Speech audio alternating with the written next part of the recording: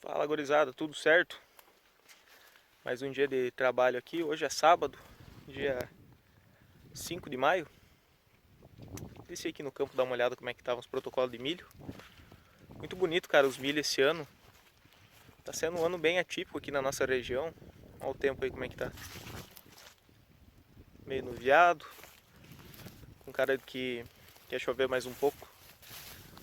Não é muito normal aqui na nossa região. O comum era essas chuvas terem cortado já há 30, 40 dias atrás, já ter dado uma segurada boa e continua chovendo. Tá um ano bem diferente esse de agora. E isso é muito bom para quem está com milho safrinha, quem está com uma segunda safra aí, seja de sorgo, seja lá do que for. Se está chovendo bem, é sinal de que vai ter uma boa produção agora na safrinha também, né? Mostrei outro dia para vocês um pouquinho da cigarrinha, né? Mostrei também um pouquinho sobre como que fica um milho depois que é atacado por percevejo. Depois que o percevejo faz a injeção, vamos dizer assim, de toxina no milho, ele acaba ficando mais raquítico e tal. E essa semana a gente teve a oportunidade de conversar com um professor que ele é doutor em entomologia e ele estuda basicamente o desempenho e o desenvolvimento da cigarrinha e métodos de controle. E toda a questão da cigarrinha, como que ela age na planta, como que os molicutes na verdade agem na planta e a importância de cigarrinha e tal. Ele é um estudioso de cigarrinha no milho, né?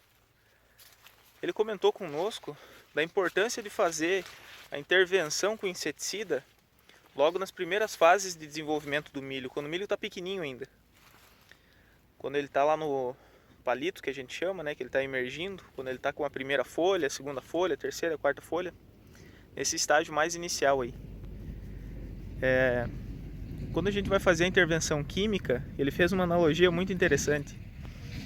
Que imagine que você tem um milho pequeno e ele é como se fosse um bebê. A quantidade de células que tem nessa planta de milho ainda pequena é pouca, né? Se comparada a uma planta adulta. Então, quando você tem a infecção do molicute na planta, quando ela ainda é pequena, acaba que proporcionalmente, por mais que a quantidade de molicute seja pequena, proporcionalmente, numa planta menor, vai ser muito maior a concentração de molicute do que se fosse uma planta grande. Por isso que ele fala que é importante a gente fazer a intervenção nas primeiras fases de desenvolvimento do milho.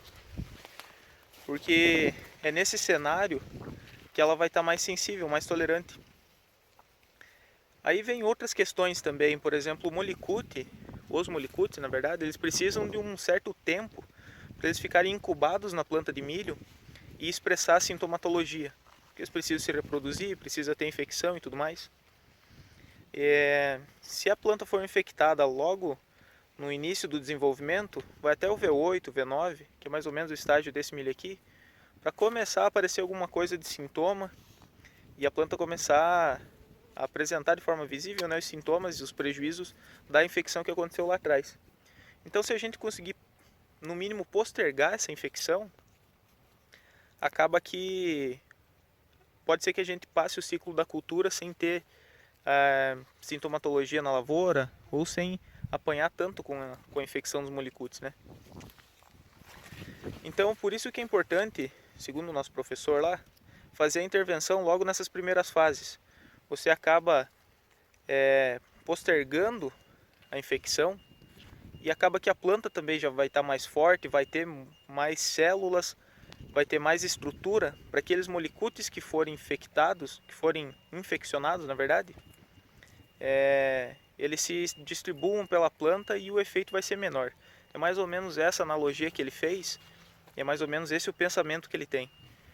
Então, por isso que ele leva muito em consideração questão de nutrição de planta, fazer o cultivo no limpo, fazer tudo que é de melhor para que a planta do milho seja forte e consiga se desenvolver o mais rápido possível, para acabar fugindo desse tempo ali de sensibilidade, digamos assim, dessa fase mais crítica para o ataque do molicute. Então são algumas estratégias, algumas filosofias, na verdade, bem interessantes para ajudar no controle da cigarrinha. Se a gente depender só do químico, Eles vão estar lascados, né, cara? É um comentário importante que eu queria compartilhar com vocês. E vamos dar uma passada no algodão lá em cima, ver como é que tá. Nós passamos a semana fora, eu não pude vir ainda essa semana. Olhar lá como é que tá o algodão ali em cima. Vamos passar lá agora e dar uma olhada. Agora sim, gurizada. Aqui no campinho de algodão, eu queria comentar com vocês um pouquinho sobre chuva nessa fase final do algodão. O algodão é uma planta que naturalmente ela tem um ciclo de vida perene, né? Ela é um arbusto, uma arvorezinha, que a gente conseguiu adaptar a partir de regulador de crescimento e tudo mais, maturador, esfoliador e coisa arada. A gente conseguiu adaptar para uma cultura anual. Mas se não fizer manejo, ela vira um arbusto e fica permanente na lavoura, tá? O algodão ele é muito dependente de chuva. Ele começar a encher essa bolinha aqui, ó. Isso aqui é a maçã do algodão. Aí chega um certo ponto que isso aqui fica maduro e começa a abrir, começa a aparecer a pluma. Enquanto o algodão está na fase da maçã aqui, na fase reprodutiva já nessa fase de maçã, é importante que ele tenha água para conseguir encher isso aqui e desenvolver a fibra aqui dentro. Aqui dentro já está cheio de fibra já. Só que o problema é quando começa a romper essa maçã para começar a expor o capulho. Que aí ele... Deixa eu ver se eu acho um aqui para mostrar para vocês. Aqui tem uma maçãzinha aberta. Quando a maçã começa a abrir, começa a expor a fibra, aqui já não é mais interessante a gente ter chuva. Porque percebam que ela naturalmente acaba formando aqui embaixo, ó, um depósito de água. A água fica depositada aqui e acaba estragando a pluma. Acaba apodrecendo. E a gente tem perda de colheita. Essa é a principal forma de perda de colheita que a gente tem. Olha aqui, ó. Essa aqui foi uma maçã que abriu e pegou chuva, ó. Olha como é que fica. Ó, literalmente apodrece. Isso aqui não tem mais como colher, isso aqui já era. O que se aproveita é essas maçãs que abrem, que viram um capulho aberto assim, que estão com a pluma exposta, bonitinho. Se a gente tiver uma garoa, uma chuvinha, enquanto o capulho está aberto assim, com a fibra exposta, não é tanto problema, porque acaba que isso aqui seca, quase que um tecido isso aqui, né? Então a água acaba escorrendo, seca, perde um pouquinho de qualidade e tal, mas acaba prejudicando um pouquinho da qualidade da cor também, mas nada que vá prejudicar, que a gente não vá conseguir colher. A gente consegue colher, é claro que dentro de um limite, né? Tem que ser pouca chuva. Se cair um dilúvio d'água aqui já era também. Essa pluma pode até cair aqui do pé e enfim. Então a gente tem que tomar cuidado quando vai fazer posicionamento de algodão, porque a gente não pode pegar muita chuva, a gente não deveria pegar chuva na verdade, nessa fase de abertura de capulho, que estraga. Só que a gente pensa, poxa, então vamos pegar e vamos atrasar o plantio. Só que se a gente atrasa demais o plantio, a gente pode ter problema com frio. Se der frio nessa fase de maçã aqui do algodão, ele acaba que não abre o capulho e não expõe a fibra. Se ele não expor a fibra, a gente vai colher o quê? Não colhe nada também. Então, é uma cultura que acaba exigindo um pouco de cuidado e uma atenção um pouco maior na hora de a gente fazer o plantio e fazer o cultivo. Aqui na estação está tendo chuva e tal, mas não está tendo não está tendo perda, não está tendo tanto apodrecimento de maçã. Se a gente for ver aqui, deixa eu deixar com a câmera frontal mesmo no telefone. A gente não consegue ver muita maçã podre, maçã estragada. Tá tudo com uma qualidade boa até. Isso aqui é reflexo de uma população um pouco mais baixa também. E um plantio que também não ficou tão ruim, levando em consideração esse ano, tá? O padrão disso aqui, nós colocamos 10 sementes por metro e acabou ficando uma população final de 6,5, 7 plantas por metro linear. Então acaba que a gente tem um pouco mais de ar circulando nessa plantação, o que acaba ajudando a secar um pouco mais rápido e também a evitar o desenvolvimento e proliferação de bactéria, fungo e tal, que ajudam a apodrecer essa maçãzinha.